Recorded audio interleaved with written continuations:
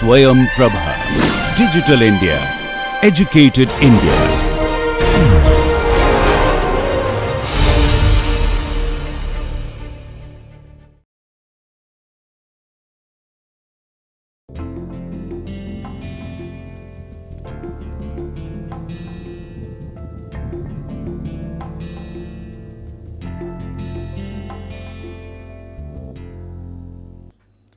So, today we will continue with our discussion on estimation of the flood discharge. As we have seen, the flood expected in a channel or a river would depend on a lot of factors. One of the most important factors is the rainfall, and based on the rainfall we can convert that into runoff using various techniques. For example, the unit hydrograph method, which we have already discussed, will convert a given rainfall into runoff using the unit hydrograph. Or we have also seen that if we have various data available for previous years about the flood magnitude in different years, we can extrapolate that data and predict the flood for a return period which is longer than the duration of the given data. There are lots of methods of estimating the flood, and let us list them. The first method which we saw was based on the unit hydrograph theory. The second method which we discussed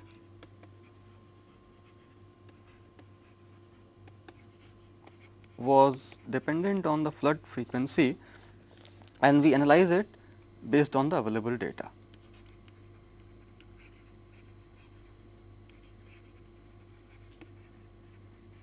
While the first one is based on the rainfall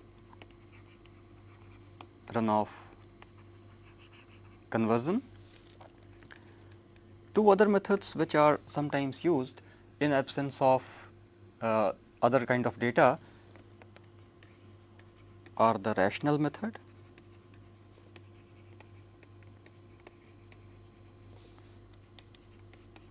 and in absence of all these data which are required for other methods, we can use some empirical methods to obtain the flood discharge.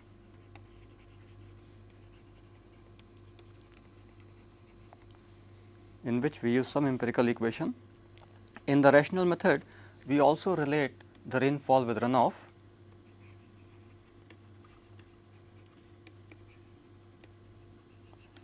but compared to the unit hydrograph theory, where we have a hydrograph denoting the effect of a unit rainfall, finding out the runoff and then using it for actual rainfall and predicting the actual runoff. This is a little different. In the rational method, we relate this using a coefficient. So, rainfall given intensity of I over occurring over the area A will produce some runoff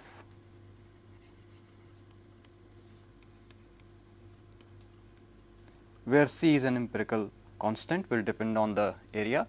So, here we have a direct relationship like C into I A, while in rainfall runoff relationship using the unit hydrograph, we have a unit hydrograph which we apply to the excess rainfall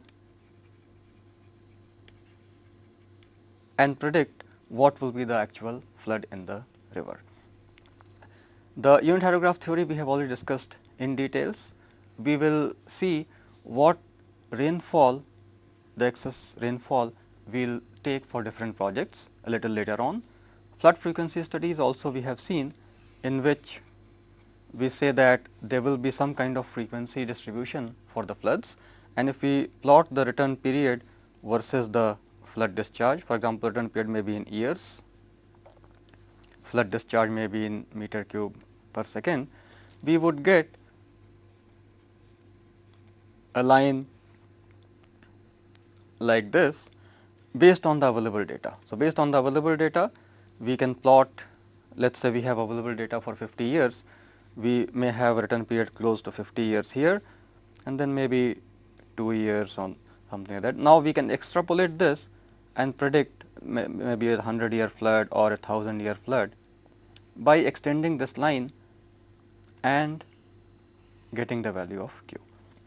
So, we have already seen some distributions like Gumbel's distribution, log-Pearson type 3 distribution, and how to use them to obtain return period, let us say 100-year return period flood or 1000-year flood, like that. So, this we have discussed.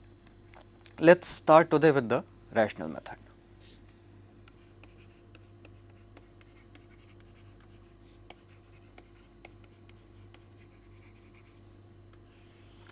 The idea behind rational method is quite straightforward, that if you have a rainfall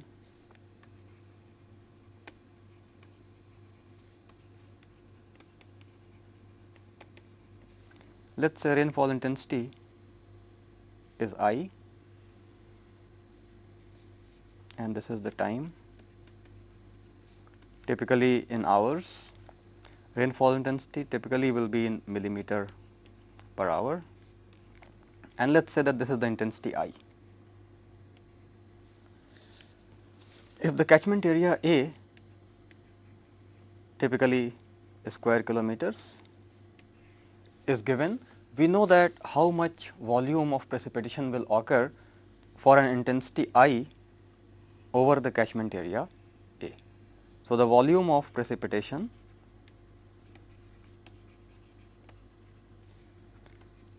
would be I into A, and of course, it has to be converted into proper units. So, for example, if I is in millimeter per hour and A is in kilometer square, we will have to take care of the units by adding some constant term here. We will not discuss these constants, we will just take I into A with proper units.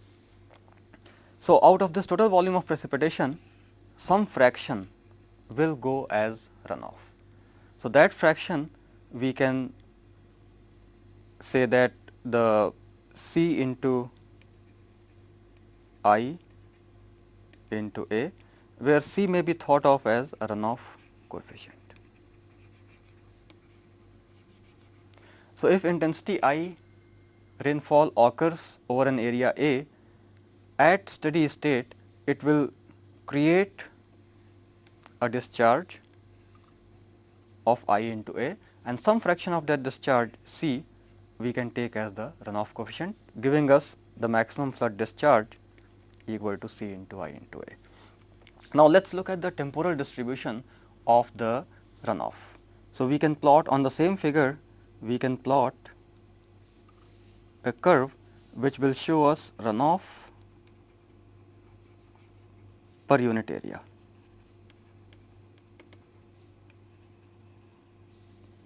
So, this runoff per unit area will increase with time, will attain a constant value, remain constant, and once the rainfall stops, it will decrease with time.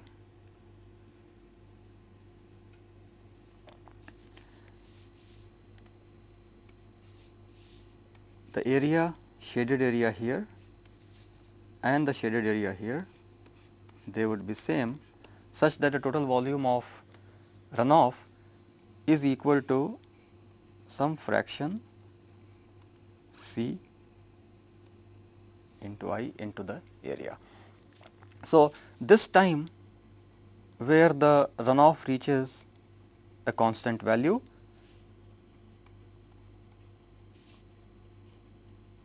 is known as the time of concentration. Under very simplified conditions, let us look at a catchment.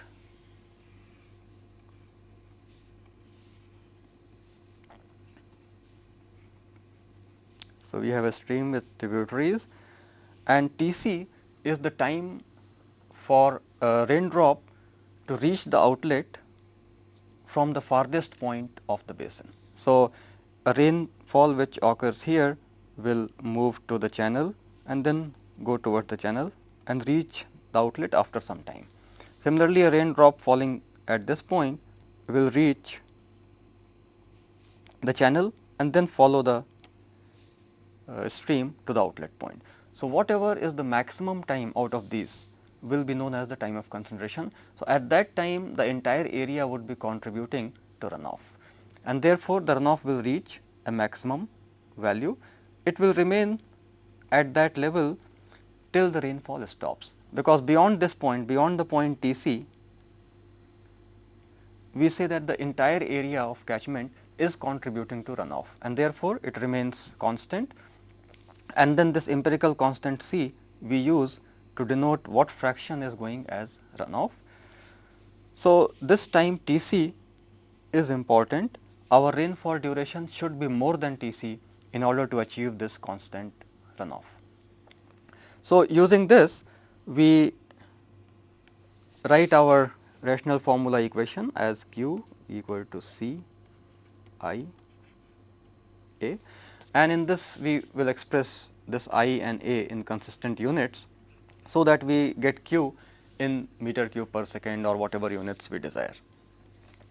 I, of course, will depend on what is the return period and what is the time of concentration. So, if we write the duration of the rainfall should be Tc, because we know that beyond Tc duration, if the rainfall occurs, the peak discharge will not change. And if we take a duration which is larger than Tc, then intensity would correspondingly reduce. So, we want the maximum intensity, and therefore, the duration should be taken as the minimum allowable, which is Tc. Less than Tc, of course, the entire area will not be contributing to the runoff, and therefore, the runoff value will be smaller. So, any duration less than Tc will not reach the maximum flow, and therefore, we want a duration of rainfall which is equal to Tc.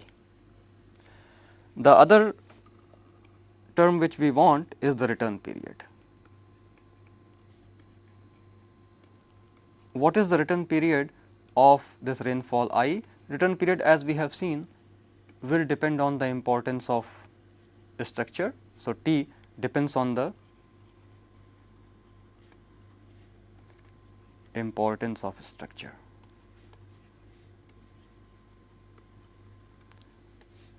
Whether we are designing a stormwater drain or whether we are designing a dam. So, the return period T would be larger for a more important project. Once we decide on the duration Tc and the return period T, we have seen various equations which relate the intensity with the duration and the return period, and the equations are typically of this type: K T to the power n Tc plus A and raised to power some factor m. The values of K, N, A and M, these will depend on the catchment properties. There are some values given for these parameters for different areas. For example, for Indian conditions, typically the values taken are K is about 40 to 120, then N is roughly 0.1 to 0.7, A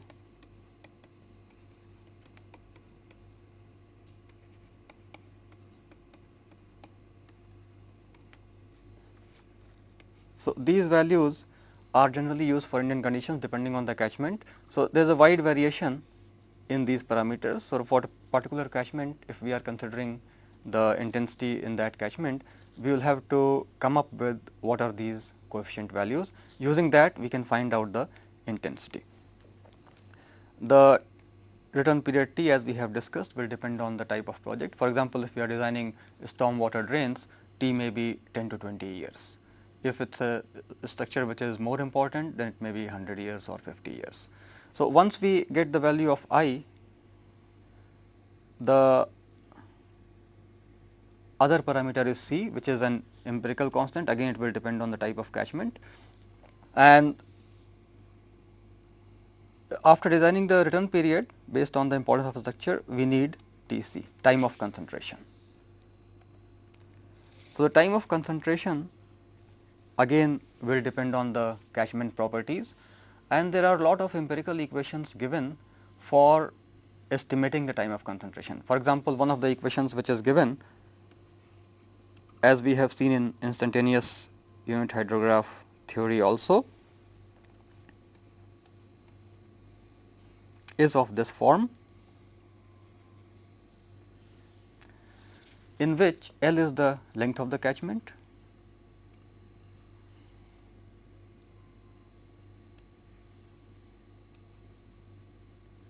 so in this case L may be taken as the length along the stream,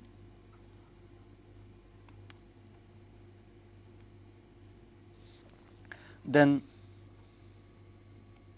so L is the catchment length,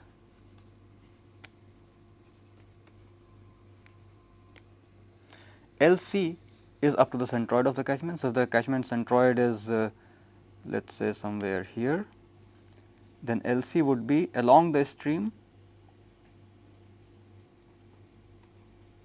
what is the length of the catchment, S is the slope. So, LC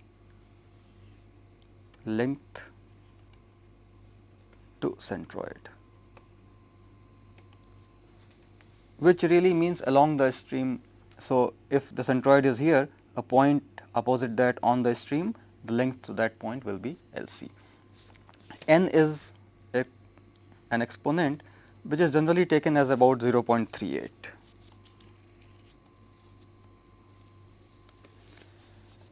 S is the slope which can be obtained from the topographic map of the basin, and CT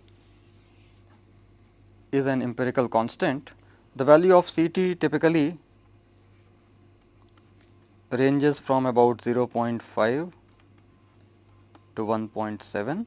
For example, if it is a valley, then typically we use about 0.5. If it is a mountainous area, then we use 1.7. So, this will give us the value of TC. The units of course will depend on the CT value will depend on units which we are using. Typically TC is taken in hours and the lengths are taken in kilometers.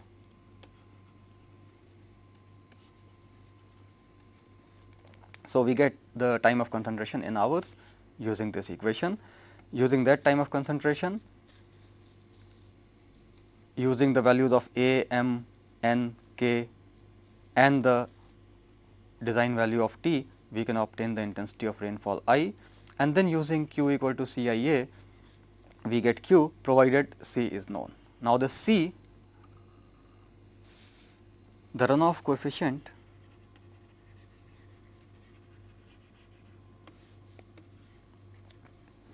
is again depending on a lot of properties. For example, surface of the catchment. If the surface is impervious, then C would be higher because more runoff will occur. If the surface is pervious, then lot of infiltration will occur and less runoff will occur. Slope also.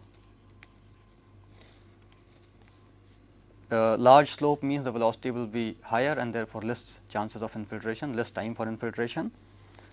And then we can say land use will also affect. So, an industrial area will be paved little bit, agricultural area may not be. So, depending on that we can have values of C, and an example we can give as a table which says that for sandy soil, depending on the slope, for example, if it is a flat slope which typically we say is less than 2% slope, or steep slope which we say about 7% or so. So, for a flat slope the value of C would be ranging from about 0.05 to 0.1, and for a steep slope typically 0.15 to 0.2. Similarly, if you have residential area,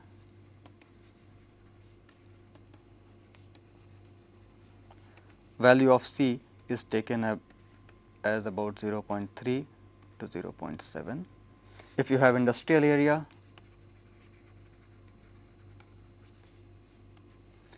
then C is normally taken as about 0.5 to 0.9. If the area has lot of streets, then naturally since the streets are impervious, most of the precipitation will go as runoff and C will be very high. In this case, C is taken as almost, may be taken as almost 1, that is about 95% of the precipitation goes as runoff. Similarly, if you have agriculture area,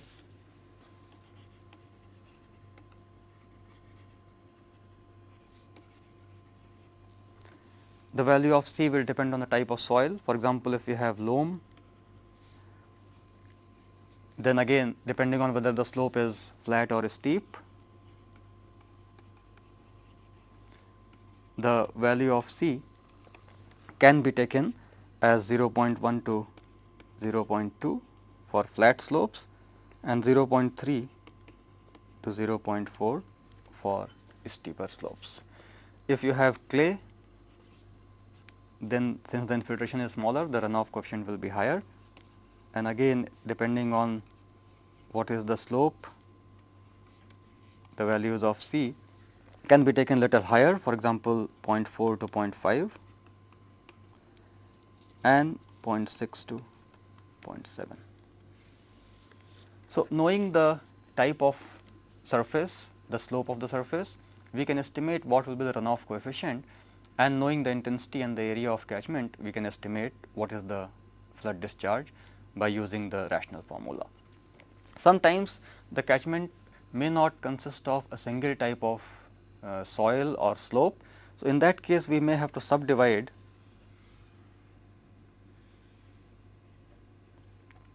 the catchment area into different areas. For example, there may be some area here which is agricultural, there may be some area here which is residential, and so on. So, if we say that there are sub areas, let us say AIs. So, AI means I going from 1 to n. So, we have these n sub areas AI which have different coefficients Ci. Then we can find out an effective coefficient, runoff coefficient, by taking a weighted average of all the C's and use that C in the rational formula. So, the C which we can use, let us say C bar, would be equal to sigma AI Ci over sigma AI, or which is equal to the area. So, this can be used to have the rational method applied to a non-homogeneous catchment. One more equation which we sometimes use for TC, which I have not discussed here. This is just one of the methods which we use to estimate the time of concentration. There are some other methods also. For example, there is a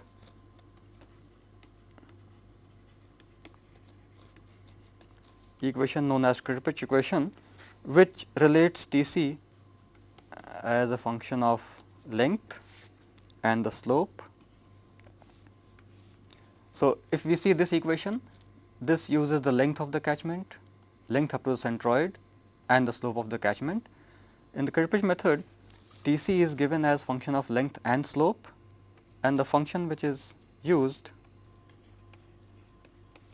is TC equal to a constant 0.0195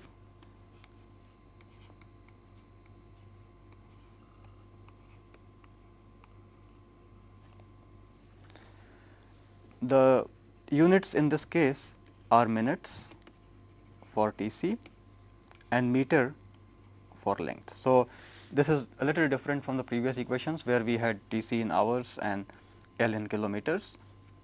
The slope as per this method is given by delta H over L, where delta H is the elevation difference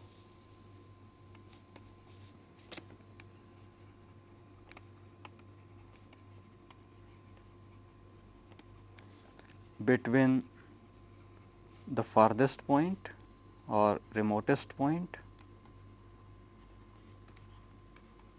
and outlet. So, the slope is computed based on the elevation of the remotest point in the basin and the outlet divided by the length. So, that slope is used in this equation to get Tc. So, we can use any of these methods to estimate the time of concentration. So, the rational method is one of the methods. There are some other empirical methods.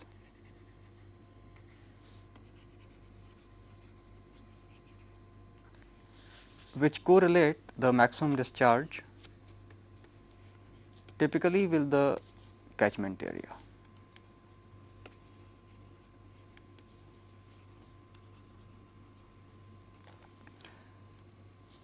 Generally, catchment area to some power, for example, 0.75 or 0.66. So, generally they are A of the form C into A to the power n, where n is typically about 3 by 4 or 2 by 3 or 0.8. There are different formula which use different values of A. In the rational method, there is a limitation to applicability. The area should be small enough. So, typically less than 50 square kilometer, the rational method can be applied easily. Beyond that, having a constant intensity of rainfall over the entire area is not a very good assumption. So, the rational method may not be applicable. Empirical methods are applicable over larger areas also. So, this A can be quite large also. Sometimes thousands or even more than that. So, some of the empirical equations which we will discuss here, some of them are derived for Indian conditions, some for US conditions, some have used data from all over the world. So, we can look at some of them here. For example,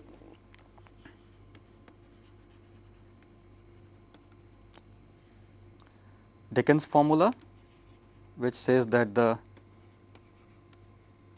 flood discharge would be given by some constant C into area to the power 3 by 4 or 0.75. Most of these empirical formula therefore have these two values which are different. So, they will be using a different exponent for area and a constant which would depend on the type of area. For example, Dickens formula uses C which is equal to 6 for North Indian rivers. So, for rivers in North Indian plains, the C value which is used is equal to 6. Then for some other conditions, for example, if you have North India hilly areas, then we increase the value to about 12, because now the slope is larger. So, runoff will be higher because of less infiltration. And similarly, there are other values given, for example, 20 for central India,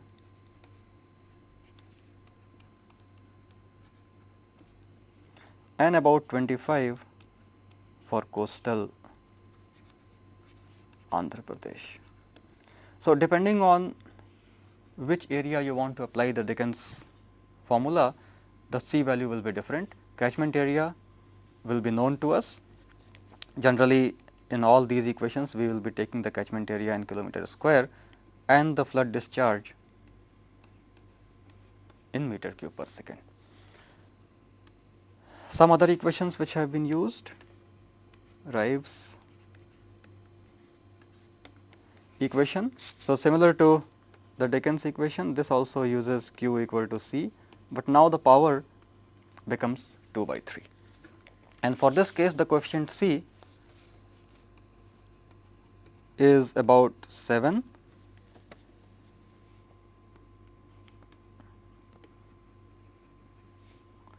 for areas within 80 kilometers from coast. This equation itself is valid or have been derived for Tamil Nadu, Andhra Pradesh and Karnataka areas. So, it should not be used for other areas directly. So, about the areas which are within 80 kilometers from the coast, C is about 7, then it is about 8.5 for areas which are more than 80, but less than 160. So, distance x between 80 and 160 kilometer, we can use 8.5, and near hills it can be increased to value of 10. So, knowing the catchment area, knowing the type of area, location of the area, we can estimate C and therefore Q. Similarly, Inglis has suggested using an equation of this type.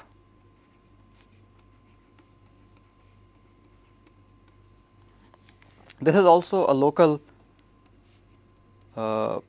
equation available or applicable to Western Ghats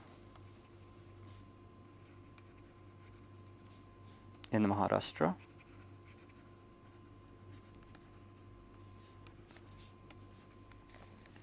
So, this should also be used only in that area. For other areas, we may use a similar form of equation, but then we may be using different constants.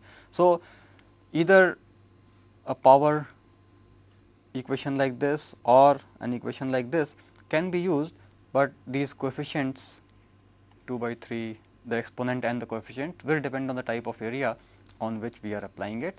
So, if we are within some of the areas which are covered by these equations, we can directly use these equations. If not, we may have to develop our own equation and apply that.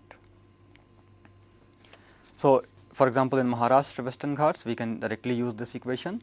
Sometimes we use this with little modification in the coefficient, or we can use in the southern part of India, we can use this equation with these coefficients. For some other areas, for example, Fuller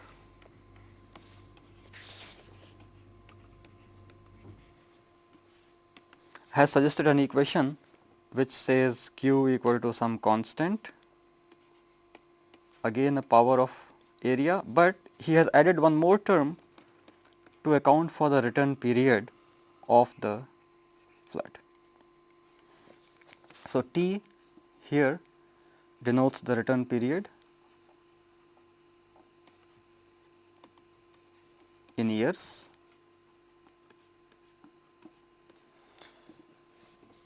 A, of course, and Q have the usual meaning. C is a coefficient which varied from about 0.2 to 1.9 for US conditions. So, in the United States, the value of C was found to vary from about 0.2 to 1.9, and this equation had advantage that it accounted for the return period of the flood also. Similarly, there is an equation developed by Baird and McElrath, which uses data from all over the world.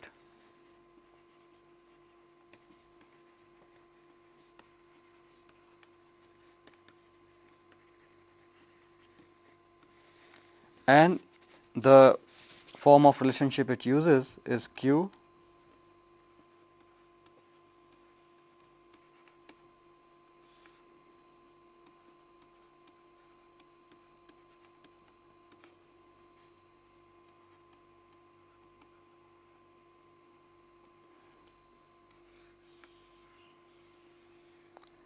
this gives a very high value of Q.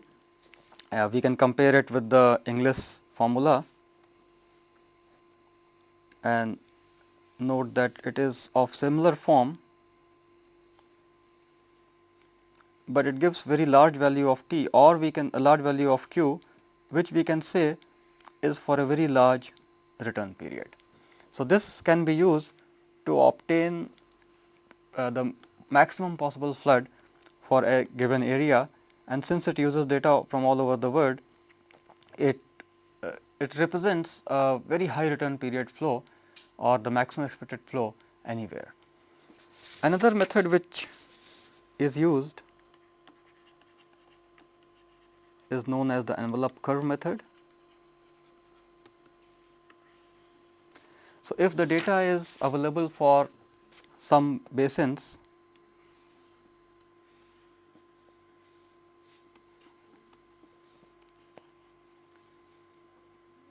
which are similar to the basin under consideration, suppose this flood data for different catchment areas is available to us, what we do is we draw a curve which envelopes all the data, and we use this as our design curve. So, knowing the catchment area, we can estimate what will be the maximum flood. So, these envelope curves have been developed by some investigators for different areas in India, and using that we can get the maximum flood. So, to estimate the maximum flood discharge at some point in the channel, we can use any of these four methods which we have discussed: unit hydrograph method, flood frequency method, rational method, or empirical method. We have seen in the flood frequency method, we should have data available about the flood magnitude for different years. At least a 30-year record is normally required. Sometimes even 10 years or 15 years data has been used, but it is not advisable to use less than 30 years. The more data available to us for flood frequency analysis, the more accurate or the more reliable will be our predictions, and we can extrapolate using the flood frequency distributions our flood values to 100 years or 200 years or even 1000 years flood. The time required, the time period T or the return period T, is the average difference between two floods of that magnitude. So, the time T will depend on, the return period T will depend on the importance of the structure. Once we decide T using the flood frequency, we can estimate the value of flood. In the rational method, we saw that we need to estimate the time of concentration, which we can estimate using some empirical equations, as we have done in instantaneous synthetic unit hydrograph method. In the empirical method, the methods are developed for a particular area. They use some coefficients which are applicable only in that area, and therefore, if we want to apply them to other areas, we should be careful. In the unit hydrograph method, which we have discussed in details earlier, we already have developed a rainfall runoff relationship in form of unit hydrograph, which tells us for a rainfall of a certain duration of unit volume, what will be the resulting runoff, and then knowing the actual rainfall causing flood, we can obtain the flood discharge. But the actual rainfall which causes flood will have certain intensity, and to find out that, we need to know what is the importance of this structure, what maximum intensity can be expected in that area, and for that intensity, duration, frequency curves which we have discussed under precipitation, they will be useful. These curves, the intensity duration curves,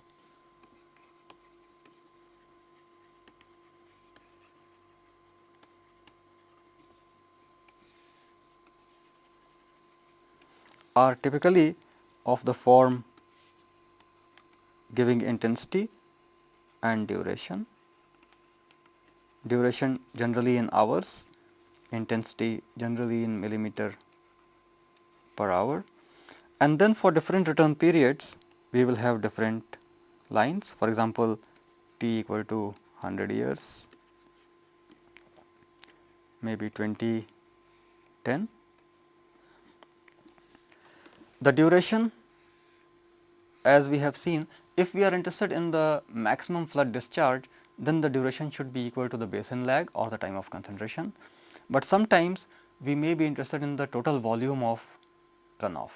In that case, the duration should be as large as possible and probably should be equal to the maximum duration which we have observed in that area. So, duration will depend on what is the purpose of the analysis. If we are interested in the peak, then the time of concentration or the basin lag should be used as the duration. If we are interested in the volume,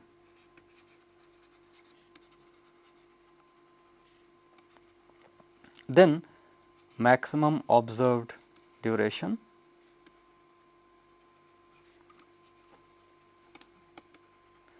should be taken as the duration of rainfall. In the return period will depend on the importance of the project. For example, if we are designing stormwater drainage, 20 years may be sufficient.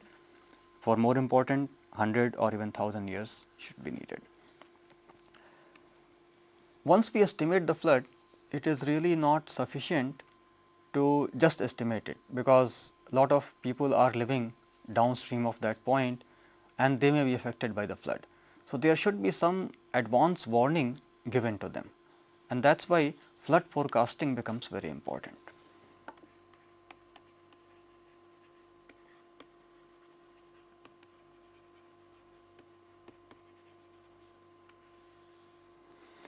And when we say flood forecasting, what it means is that we give some advance warning to people who are affected by that flood in order to be able to either vacate that area or go to some higher grounds nearby. So, flood forecasting is quite important from the point of view of saving lives and property, and typically we would have a short range forecasting, medium range or some long range forecasting. Short range typically means about a day or half day to 2 days. Medium range means we are predicting the flood or forecasting that flood will occur quite in advance, typically about 2 to 5 days. And long range is generally of the order of weeks, a week or 10 days or more than that. So, these are all important. They need different kind of information, they use different kind of data. For example, a short range prediction will typically monitor the river stage, and suppose we are looking at a river going like this, let us say this is the area. If we monitor the stage at this point A, we can correlate, and we are interested in predicting or forecasting a flood at point B. The factors which will affect the flood volume or flood peak at B will be what is the stage at A, then what is the precipitation in the area between A and B. So, precipitation. Also important will be what is the soil moisture condition in this area.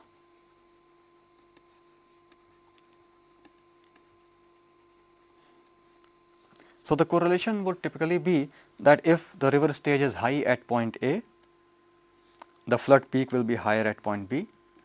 If the precipitation is high in the area between A and B, even then the flood peak will be higher at B. And if the soil moisture is high, it would mean less infiltration and more runoff. So, that will also cause an increase in the runoff at B. So, typically we will correlate it, and river stage is one of the main parameters. So, at A, what is the water level in the river at certain time, combined with these two will give us some idea about the expected flood at point B after a few hours or maybe a day or two. With all these forecasts, we should make sure that there is sufficient warning,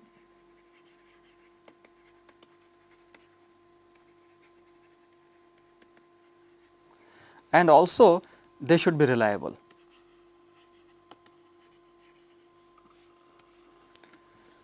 Sufficient warning means that we have enough time for the people to move away from that area, and reliable means that if we say that the flood is going to be there in 2 days or 5 days, the flood should actually occur. If there is no flood, then people will lose faith on the predictions and therefore next time they may not take it very seriously. Reliability, of course, since it is dependent quite a bit on chance, high river stage at A sometimes may be combined with soil moisture which is very low. So, there will be a lot of infiltration and not much runoff. So, predicting it exactly will not be possible. We will have to have some degree of uncertainty there, but we should try to minimize that uncertainty a lot. In the medium range, we typically predict 2 to 5 days in advance, and these are based generally on rainfall runoff correlation.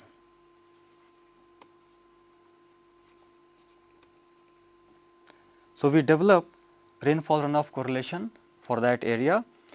Rainfall generally is measured every day, and then using rainfall records for the past few days, which will give us an idea about the soil moisture conditions, we can predict what will be the runoff after 3-4 days or 5 days. In the long term forecast, generally the satellite data is used, or sometimes radar data is used, and this, what we do using this data is try to predict a weather system.